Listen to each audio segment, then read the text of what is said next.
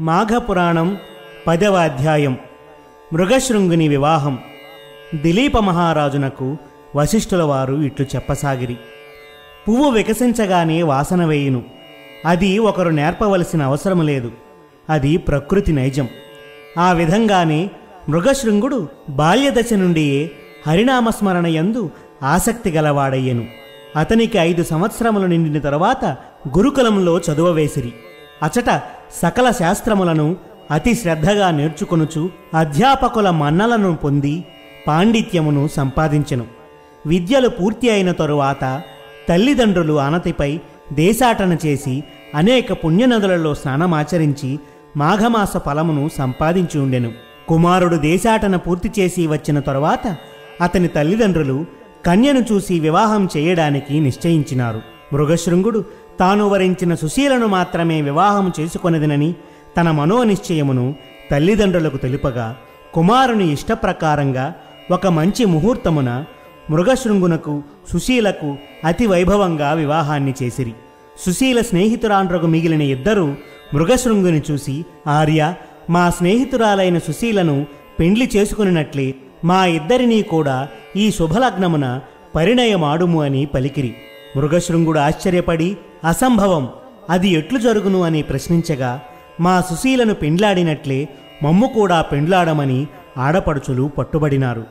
మరి పురుషునకు ఒక్క భార్యయే కదా, 2 భార్యలా అని మృగశృంగుడు ప్రశ్నించగా, 2-3 యువతులను పురుషుడు వివాహము చేసుకొనుటకు శాస్త్రములు అంగీకరించుచున్నవి కదా. దశరథునకు 3 భార్యలు, శ్రీకృష్ణునికి 80 భార్యలు, పరమేశ్వరునకు గంగాగౌరి 2 గదా. వారికి లేని అభ్యంతరములు నీకు కలవా అని ఆ కన్యలు ప్రశ్నించి చుట్టుముట్టిరి. మృగశృంగుడు ఏమీ జవాబు చెప్పలేకపోయినాడు. వివాహ వేడుకలను చూడడానికి వచ్చిన అనేక మంది మునీశ్వరులు కూడా, మృగశృంగ, అభ్యంతరము తెలుపవలదు, ఆ 2 కన్యల అభీష్టము నెరవేర్చము, వారు దుఃఖించినా నీకు జయము కలగదు. అయినను ఇటువంటి సంఘటనలు మున్ను అనేకము జరిగియున్నవి అని పలికిరి. పెద్దలందరి అభిమతం ప్రకారం మృగశృంగుడు ఆ 2 కన్యలను కూడా వివాహము చేసుకున్నాడు.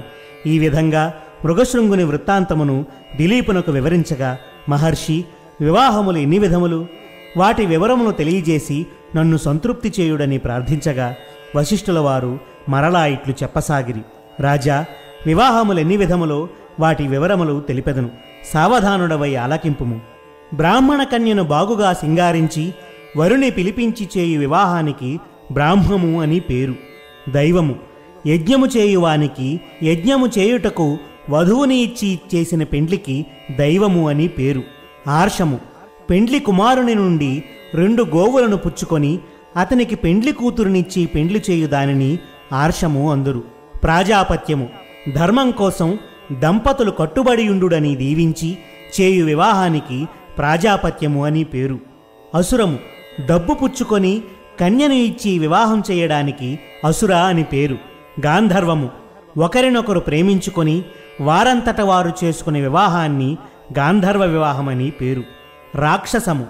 వరుడు కన్యను బలాత్కారము చేసి వివాహమాడడానిని రాక్షస వివాహమని పేరు. పైశాచికము. మోసగించి అనగా మాయమాటలచే నమ్మించి పెండ్లు చేసుకున్న దానిని పైశాచికమని పేరు. ఈ 8 రకములు వివాహ సంబంధమైన పేర్లు కాన వాటి ధర్మములను తెలియపరచెదను, ఆలకింపుము. గృహస్థాశ్రమ లక్షణములు. మంచి నడవడికతో ఇహము పరము సాధించవలనన్న ఈ గృహస్థాశ్రమం ఒక్కటియే సరి అయిన మార్గము. భార్యయు భర్తయు అనుకూలముగా నడుచుకొనుట, ఉన్నంతలో తృప్తి చెందుట, దైవభక్తితో నడుచుకొనుట, అతిథి సత్కారములు ఆచరించుట మొదలగు సద్గుణములచే నడుచుకునేవాడే సరి అయిన గృహస్థుడనబడును.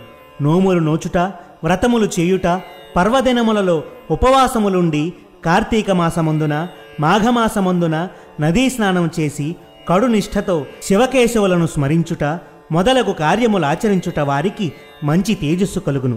ప్రాతకాలమున నిద్ర నుంచి లేచినప్పుడు భగవంతుణ్ణి స్మరించుకొని లేచి కాలకృత్యములు తీర్చుకొని స్నానము చేసి నిష్ఠతో భగవంతుణ్ణి పూజించవలెను.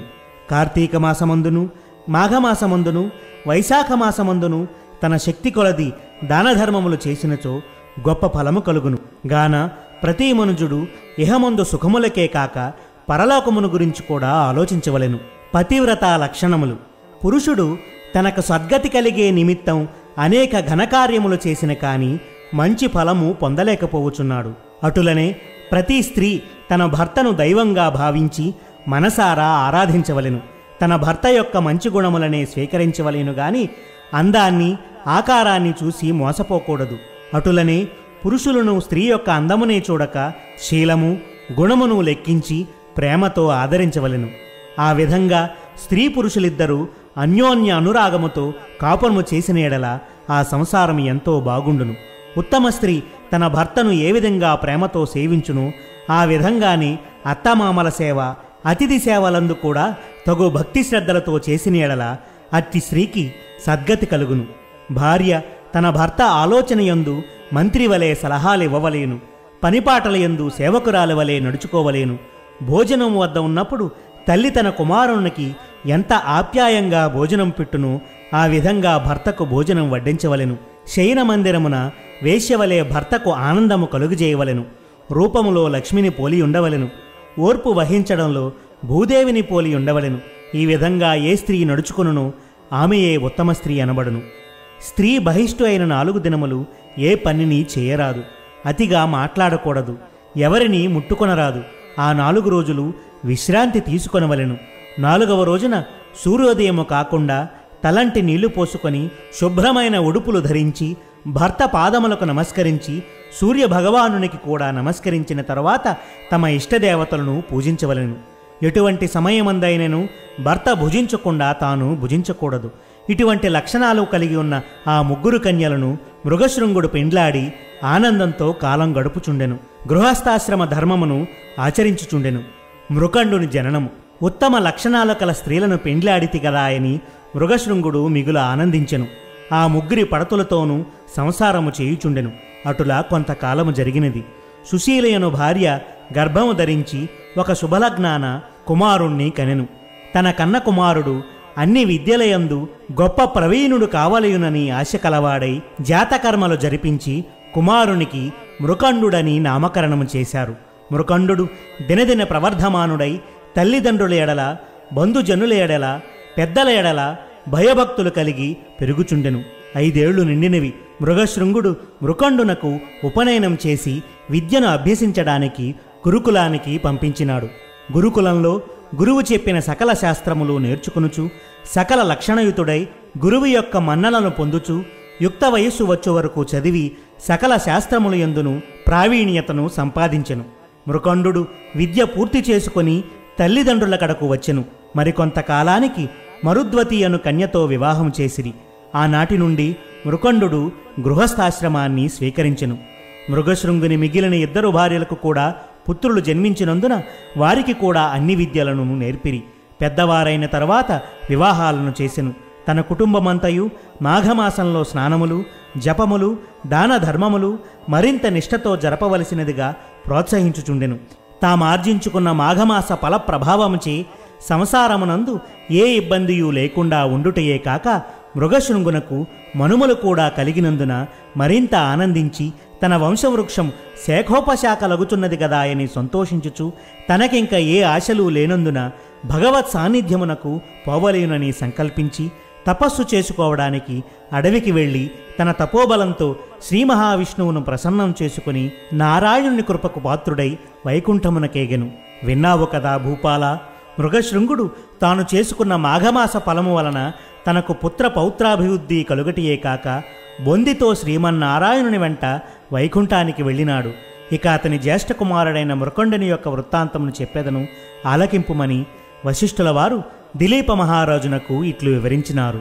మృగశృంగుడు అడవికి వెళ్ళిపోయిన నాటి నుండి జ్యేష్ఠపుత్రుడగు మృకండుడే సంసార బాధ్యతలంతయూ మోసి గృహమునందు ఏ అశాంతియూ లేకుండా చూచుచుండెను. ఆయనకొక విచారం పీడించుచుండెను. అదెట్టిదనగా తాను వివాహమాడి చాలా కాలం గడిచినను సంతానం కలుగలేదు. అందుచేత అతడు లోలోన కుమిలిపోవుచుండెను. అతడొకనాడు ఈ విధంగా తలపోసెను. కాశీ మహాపుణ్యక్షేత్రము, సాంబశివునకు ప్రత్యక్ష నిలయము. అటువంటి వారణాసిని చూసినంత మాత్రమున సకల పాపములు హరించుటయే కాక మనస్సునందున్న కోరికలు నెరవేరునని అనేక మంది కాశీ విశ్వనాథుని దర్శనము చేసుకుని వారి అభీష్టములు పొందగలిగిరి. కాన నేను నా కుటుంబ సమేతంగా వెళ్ళుదునని మనసున నిశ్చయించుకుని ప్రయాణ సన్నద్ధుడై బయలుదేరను.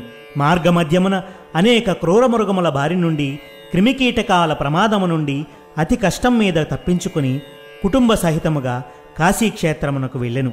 కాశీపట్టణమును ఆనుకుని ఉన్న పవిత్ర గంగానది తన సువిశాల బాహువులను చాచి ప్రశాంతముగా ప్రవహించుచున్నది. మురుకండు పరివార సహితముగా ప్రసిద్ధి చెందిన ఆ మణికర్ణికా ఘట్టమున కాలకృత్యాది స్నాన విధులు నెరవేర్చుకొని విశ్వనాథుని మందిరమునకు బయలుదేరి వెళ్ళెను. ఆలయంలోకి రాగానే మృకండునకు ఎక్కడలేని ఆనందము కలిగెను. తన జన్మ తరించెనని తాను కైలాసమందున్నట్లు తలంచి విశ్వేశ్వరుణ్ణి భక్తి శ్రద్ధలతో ప్రార్థించెను. ఈ విధంగా కుటుంబ సమేతంగా మృకండు కాశీ విశ్వేశ్వరుని ధ్యానించి ఒక లింగమును ప్రతిష్ఠించి దానికి మృకండేశ్వర మహాలింగమని నామకరణం చేసి దానికెదురుగా తన భార్య పేర మరొక లింగమును ప్రతిష్ఠించెను. ఆ విధంగా 1 సంవత్సరం విశ్వేశ్వరుని సన్నిధానమునందు గడపనించెను. ఒక దినమున మృకండుని 3 తల్లులు పవిత్ర గంగానదిలో స్నానమాచరించి విశ్వేశ్వరుని పూజించుచుండగా వెంటనే తెలివి తప్పి ప్రాణములు విడిచిరి. మృకండు చాలా కాలము దుఃఖించెను.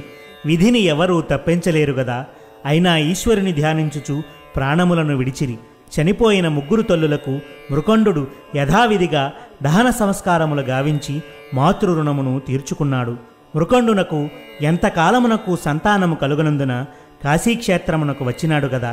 సంతానము కొరకు భార్యాసమేతుడై విశ్వనాథుని గూర్చి తపస్సు చేసినాడు. అనేక దానధర్మములు చేసినాడు. అతని తపస్సునకు మెచ్చి పార్వతీ పరమేశ్వరులు ప్రత్యక్షమైరి. మృకండునకు అతని భార్య మరుద్వతికి అమితానందము కలిగి పరమేశ్వరుణ్ణి అనేక విధములుగా స్తుతించగా పరమేశ్వరుడిట్లు పలికెను. మహాముని, మీ భక్తికి ఎంతయో సంతసించినారము. మీరు చేయు తపస్సు మమ్మెంతో ఆకర్షించినది. మీ నిష్కళంక భక్తికి మెచ్చి మీ కోర్కెలను తీర్చగా వచ్చినారము కాన మీ అభీష్టము నెరిగింపుడు అని పలికెను. అంతట మృకండు నమస్కరించి, మహాదేవా, తల్లి అన్నపూర్ణ, ఇవే మా నమస్కృతులు. లోకరక్షక, మీ దయవల్ల నాకు సలక్షణవతి సౌందర్యవతియగు పత్ని లభించినందువలన మేము మిమ్మల్ని ధ్యానించుచు ఆమెతో సంసార సుఖము అనుభవించుచున్నాను. కానీ ఎంతకాలమైనను మాకు సంతానం కలుగునందున కృంగి కృషించుచున్నాము. సంతానము లేని వారికి ఉత్తమ గతులు లేవు కదా. కావున మాకు పుత్ర సంతానం ప్రసాదించుమని వేడుకొనుచున్నామని పార్వతీ పరమేశ్వరులను ప్రార్థించాడు. మృకండుని దీనాలాపములు ఆలకించి త్రినేత్రుడు ఇట్లు పలికెను. మునిసత్తమా, నీ మనోభీష్టము నెరవేరగలదు. కాని ఒక్క నియమమున్నది. బ్రతికి ఉన్నంత వరకు వైధవ్యముతో ఉండు పుత్రిక కావలేనా, లేక అల్పాయుష్కుడగు పుత్రుడు కావలేనా అని ప్రశ్నించిరి. మృకండునికి ఆశ్చర్యము కలిగెను. పరమశివుని మాటలకు ఆలోచనలో పడవలసి వచ్చెను. కొంతసేపు తడవాగి, హే శశిధర, నన్ను పరీక్షింపనెంచితివా? నాకు జ్ఞానోదయమైనది మొదలు నేటి వరకు మీ ధ్యానమునే సలుపుచూ సేవించుచున్న నాకు ఏమి చెప్పవలేనో తోచకున్నది. అయినను కలకాలము వైధవ్యముతో కృంగి కృషించే పుత్రిక కన్నా అల్పాయుష్కుడగు పుత్రరత్నమునే ప్రసాదింపుమని నుడివెను. అటులనే యగుగాకయని త్రిశూలధారి వరమిచ్చి పార్వతీ సమేతంగా అంతర్ధానమయ్యెను. పరమేశ్వర అనుగ్రహం వల్ల ఒక శుభముహూర్తాన పుత్రుణ్ణి కనెను. మృకండునకు పుత్ర సంతానము కలిగినని అనేక మంది ఋషిసత్తములు బాలుని చూడవచ్చిరి. వ్యాస మహర్షి కూడా వచ్చి ఆ బిడ్డకు జాతకర్మ చేసి మార్కండేయుడని నామకరణం చేసి వెడలెను. ఓ దిలీప మహారాజా, పరమ పూజ్యుడును భాగవతోత్తముడునైన మృకండు పరమేశ్వరుణ్ణి మెప్పించి వారి దయకు పాత్రుడై సుపుత్రుని బడసెను. మాఘపురాణం 10వ అధ్యాయం సమాప్తం.